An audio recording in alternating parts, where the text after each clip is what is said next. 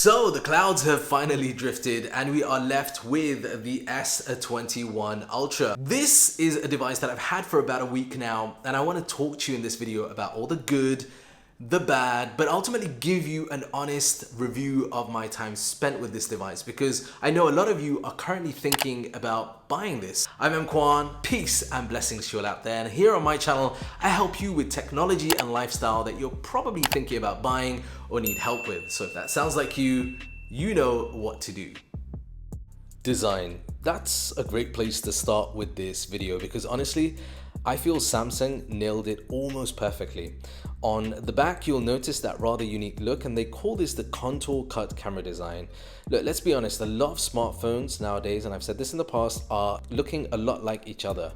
So for a flagship to stand out, it's really important to think outside of the norm, and we've seen this with some other flagships with unique takes on their camera bumps, and I think Samsung have done the same with the S21 Ultra.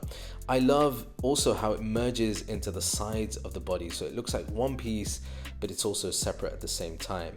Now, as far as color is concerned, this is the Phantom Black color. Wow. What can I say? It looks like it was designed with MKBHD in mind, because matte black is all going on here. And I like it. The matte feel on the back is great to the touch, but it also is great at hiding fingerprints.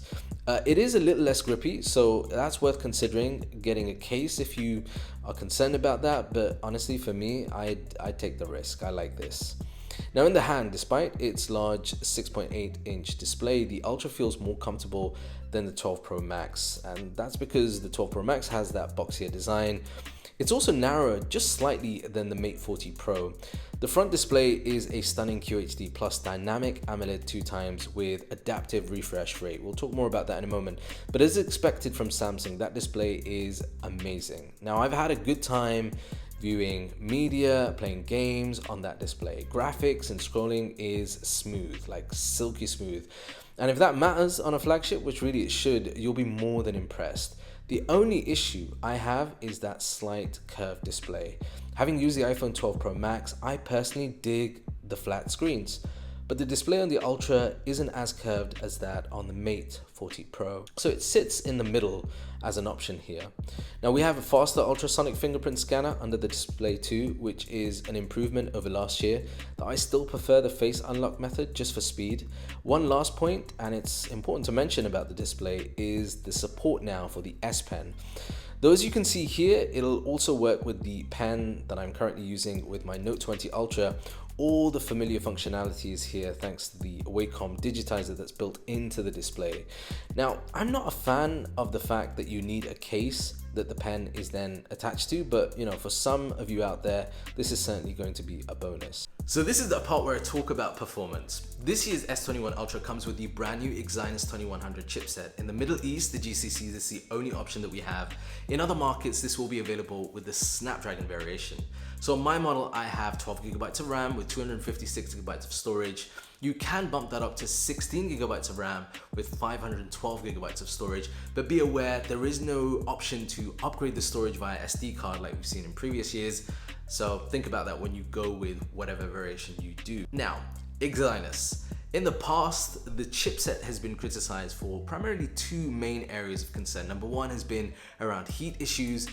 Number two has been around battery performance. Let me tell you, as far as heat issues are concerned, I haven't noticed anything that's unusual. Yes, it can get warm, particularly around the camera bump over here, but that's really after extended periods of time, either using 8K video or graphic intensive gaming. Really nothing unusual, very similar to what I might find on my iPhone 12 Pro Max or one of the other flagships. The second point of contention about Exynos generally has been around battery performance. This is where it gets interesting, because battery performance, I've noticed when I've really bumped up the spec speed, I'm talking about screen resolution, I'm talking about refresh rate, I do notice lower battery life with that. I have noticed that it's performed reasonably well. I'm talking about with my intensive use with social media apps, with the camera. While I was testing this out, I was still able to get close to a day's worth of use. So the S21 Ultra is 5G ready, and though 5G coverage is still a bit patchy where I am on this island, it does mean that the phone is ready to be used on the networks. Something else to note is that this year the Galaxy S21 Ultra is one of the first phones to support Wi-Fi 6E, which is basically a new standard that delivers faster speeds and more overall bandwidth when you have a compatible Wi-Fi 6E router. So the Ultra is powered by Samsung's One UI interface, and I mentioned this in the past. Samsung have simplified and cleaned it up, but if you're familiar with Android, with a bit of time, you can customize and remove or add features to get the most out of the Ultra. It's still weird to see occasional ads within the software, but it's much better than what it used to be. So let's talk about cameras, because I remember last year's S20 Ultra and it promised a lot in this department. On paper, the specs looked incredible, but in the hand, it was a major disappointment. 1 year later, and it looks like Samsung have learned from that experience to give, in my opinion, a serious contender to this year's best cameras on a flagship. I mean, it's really good. Now, focusing is fast and accurate. There's no noticeable lag, shutter lag. And most of all, the pictures look better than last year's S20 Ultra. Now, specs aside, in the hand, I think most users will be more than impressed with the camera on the S21 Ultra. There are a few points to mention though. So Samsung continues to tune their photos differently than what you'd find on other flagships, let's say an iPhone. So compared to the iPhone, it makes things a little brighter and the colors a little more intense. In fact, let's play a little game. So we're going to compare some images taken on the S21 Ultra with two other flagships. Let me know which images you prefer in the comments, and I'll reveal which flagship was which in a moment. This should be interesting. So when the S21 Ultra really shines is when it comes to zooming, because it has not one but two telephoto lenses. You get a proper optical zoom at 3x, which makes a big difference. And then Samsung uses data from multiple lenses up to 10x. Samsung still has that space zoom, which some would call a gimmick, but the addition in the software side of something called Zoom Lock can actually improve on the shaky effect you get at the ridiculously insane zoom focal lengths.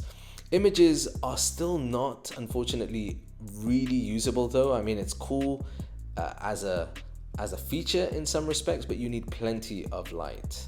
Now, talking of light, low light images are also improved, and that's thanks to the Ultra's night mode exposure, time control, and also AI. I think in low light, there are some really good pictures to be had.